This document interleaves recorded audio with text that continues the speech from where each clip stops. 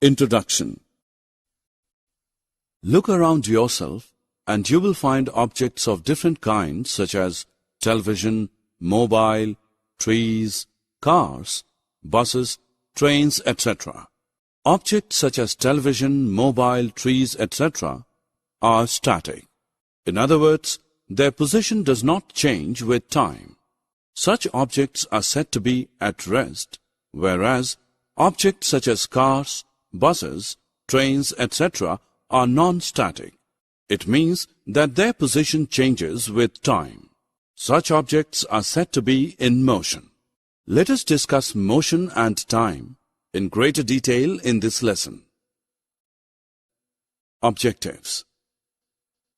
At the end of this lesson, you will be able to differentiate between slow and fast motions, define speed, measure speed, identify the units of speed, measure time. Suppose you have an appointment with your doctor at 5 in the evening. It is already 4:30 p.m. and the doctor's clinic is 5 kilometers away from your house. You have the choice of either cycling down or taking a taxi to the clinic. What will you do? Correct. You will take a taxi because a taxi is faster than a cycle. So we can say that some objects move faster than others. Now the same taxi moves fast on an empty road and slow on a busy road. Thus, the same object can move fast at one time and slow at another time. The next step is to identify whether an object is moving faster or slower than another object.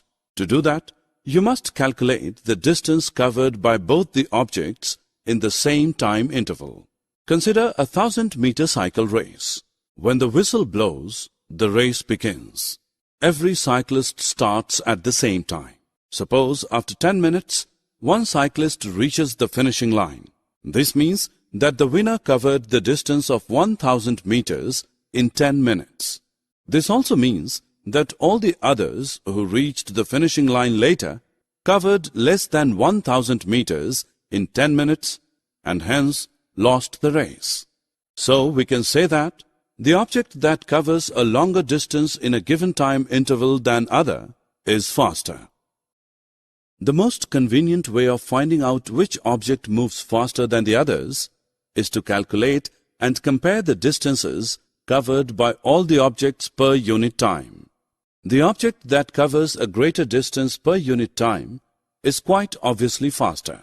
The distance covered by an object per unit time is called the speed of the object. Suppose your brother claims that his motorbike is faster than his friend's. His friend denies.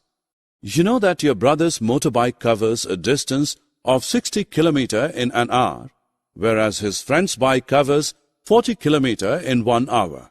Let us now check the claims of your brother and his friend. The speed of your brother's bike is 60 kilometers per hour and that of his friend's bike is 40 kilometers per hour. Your brother's bike is certainly faster than his friend's because its speed is greater. To measure the speed of an object, we measure the distance covered and time taken to cover that distance by the object. After that, we apply formula of speed. Let us learn to measure speed with this simple exercise. Draw a line. Ask a friend of yours to stand on the line. Allow him to run till he wants to stop. Note the total time taken from the moment he started to the moment when he stopped. Measure the distance covered by your friend. Now divide the distance covered by the time taken to cover the distance. What you have calculated is the running speed of your friend. Do the meters and indicators in front of the driver's seat of your father's car scare you? Now they won't. Straight beyond the steering wheel are 2 meters. The circular dial, which looks somewhat like a clock with needles and numbers, is the speedometer. When the car is in motion, one needle points to a particular number in the speedometer.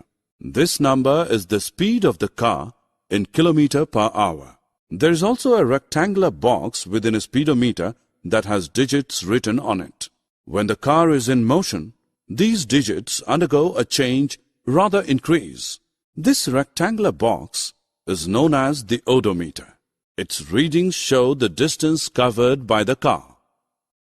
Have you ever wondered how our elders could tell the approximate time of the day by just looking at the shadows? Many events in nature repeat themselves after definite intervals of time. For example, sun rises every day in the morning. The time between one sunrise and the next is called a day.